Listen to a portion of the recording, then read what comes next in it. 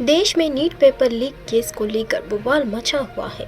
इस बीच झारखंड से एक बड़ा अपडेट सामने आया है।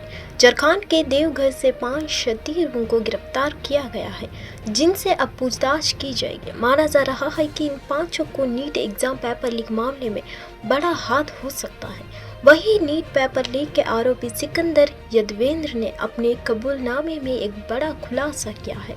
उसने 30 से 32 लाख रुपए में अमित आनंद और नीतीश कुमार से पेपर खरीदा था, जिसके बाद उसने समस्तीपुर से अनुराग यादव, दनापुर पाटना के आयुष कुमार, गया के शिवनंदन कुमार और रांची के अभिषेक कुमार को पेपर 40 से लेकर 40 लाख रुपए के बेचा था। यही नहीं, पाटना के रामकृष्ण नगर में नीट परीक्षा से एक रात पहले 4 मई को पेपर इन चारों अभ्यर्थियों को रात भर रटवाया गया है।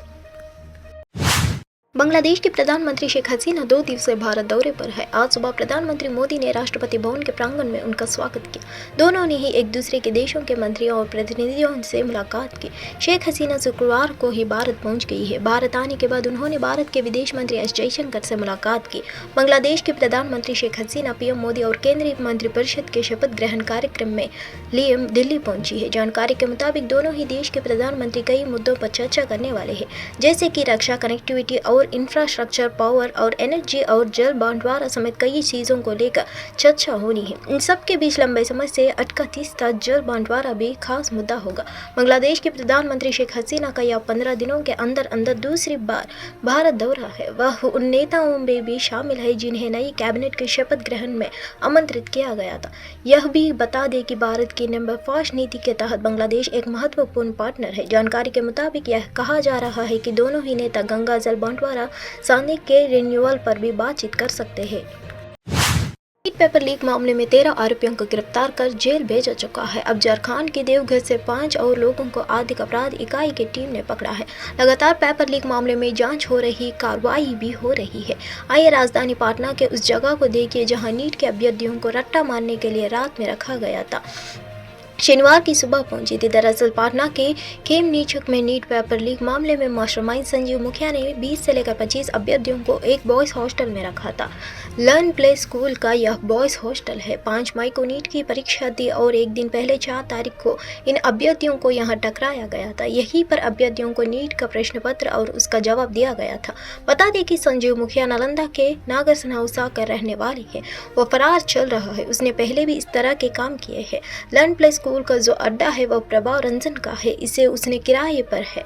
प्रभाव रंजन संजीव मुखिया का करीबी बताया जा रहा है। प्रभाव रंजन धन्यवाद ने प्रखंड प्रमुख रह चुका है। प्रभात रंजन का भी संलिप्तता की जांच की जाएगी। अब जांच के बाद देखना होगा कि प्रभात रंजन की भूमिका इसमें कितनी है। लोकसभा चुनाव में उत्तर प्रदेश में बीजेपी को हुए नुकसान पर शनिवार को प्रदेश अध्यक्ष भूपेंद्र चौधरी राष्ट्रीय अध्यक्ष जेपी नड्डा को रिपोर्ट सौंपने पहुंचे हैं। भूपेंद्र चौधरी जेपी नड्डा के आवास पर पहुंच गए हैं। बताया जा रहा है कि इस रिपोर्ट में उन वजहों का जिक्र है जिनकी वजह से यूपी में बीजेपी का प्रदर्शन निराशाजनक रहा। बीजेपी को जहां 2019 के चुनाव में 62 सीटों पर जीत मिली थी, वहीं इस बार पार्टी 36 सीटों पर ही सिमट कर रह गई है। बीजेपी को उम्मीद थी कि राम मंदिर निर्माण के बाद यूपी में उसके रथ को कोई रोकने वाला नहीं होगा।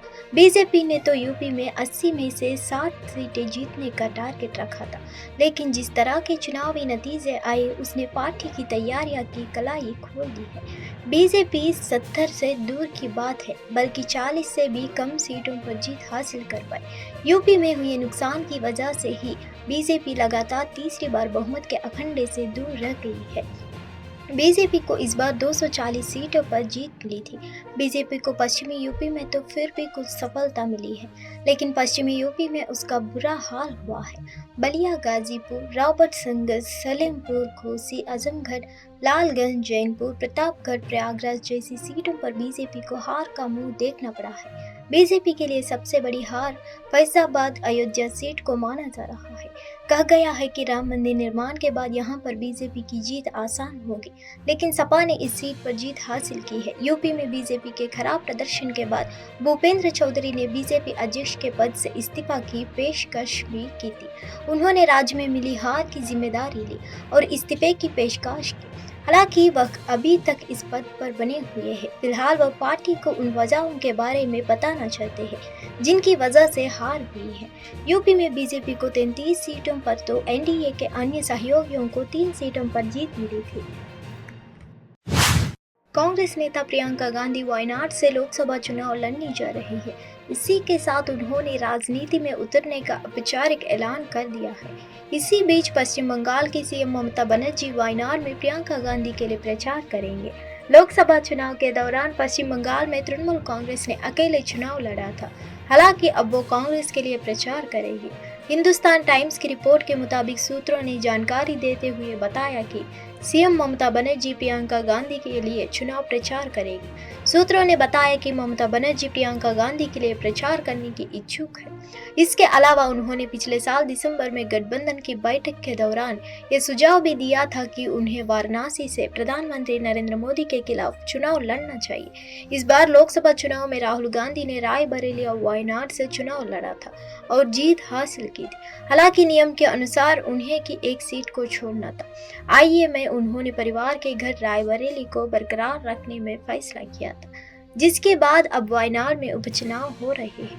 प्रियंका गांधी यहां से उपचुनाव लड़ रही है। राहुल गांधी ने यहां से 30.6 लाख वोटों के अंतर से दूसरी बार जीत हासिल की थी। सूत्रों ने बताया कि अधीर रंजन चौधरी के पार्टी से इस्तीफे के बाद टीएमसी और कांग्रेस के बीच सब ठीक हो गया है।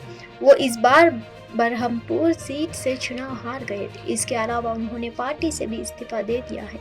ऐसे में अब ममता बनर्जी प्रियंका गांधी के लिए चुनाव प्रचार करने की इच्छुक है। देश के सबसे बड़े सूबे उत्तर प्रदेश में लोकसभा चुनाव के दौरान सबसे बड़ा उलटफेर देखने को मिली। यूपी में बीजेपी को करारी हार का सामना करना पड़ा है, जिसके बाद शिकस्त की वजहों की तलाश हो रही है। यूपी के बीजेपी अध्यक्ष भूपेंद्र चौधरी इसी सिलसिले में शनिवार को बीजेपी अध्यक्ष जेपी नड्डा के आवास पर पहुंचे। यहां पर उन्होंने एक रिपोर्ट पेश की जिसमें यह बताया गया है कि आखिर किन कारणों से बीजेपी की यूपी में इतनी बुरी दशा हुई है। भूपेंद्र चौधरी ने नड्डा को यूपी के हालातों की जानकारी दी है। महंत राजू दास के साथ अयोध्या में बीजेपी की समीक्षा बैठक के दौरान 2 मंत्रियों की मौजूदगी में डीएम के साथ हुई झड़प की जानकारी भी दी गई है। दरअसल बीजेपी को अयोध्या फैजाबाद लोकसभा सीट पर मिली हार को पछाना भी मुश्किल हो रहा है। राम मंदिर निर्माण के बाद यहां से बीजेपी जीत का दम बढ़ रही थी। हालांकि चुनाव नतीजों में समाजवादी पार्टी के अवधेश प्रसाद को भी यहां से जीत मिली है। हरियाणा पर दिल्ली को उसके हिस्से का पानी नहीं देने का आरोप लगाते हुए आम आदमी पार्टी की नेता और दिल्ली की जल मंत्री ने शुक्रवार को पानी सत्याग्रह शुरू किया। इस दौरान शनिवार को अतीशी ने एक वीडियो जारी कर हरियाणा सरकार पर गंभीर आरोप लगाए हैं। उन्होंने कहा कि आज मेरे अनशन का दूसरा दिन है। भीषण गर्मी में दिल्ली में बहुत पानी की कमी है। इतनी भयंकर गर्मी में जब दिल्ली वालों को ज्यादा पानी चाहिए तो यहाँ पानी की कमी हो गई। दिल्ली के पास अपना पानी नहीं है। दिल्ली के पास जो सारा पानी आता है नद पड़ोसी राज्यों से आता है। दिल्ली में कुल 1105 MGD पानी आता है जो लोगों के घरों में आता है। इसमें से 613 MGD पानी हरियाणा से आता है। पिछले कई हफ्तों से हरियाणा लगातार 513 MGD पानी भेज रहा है।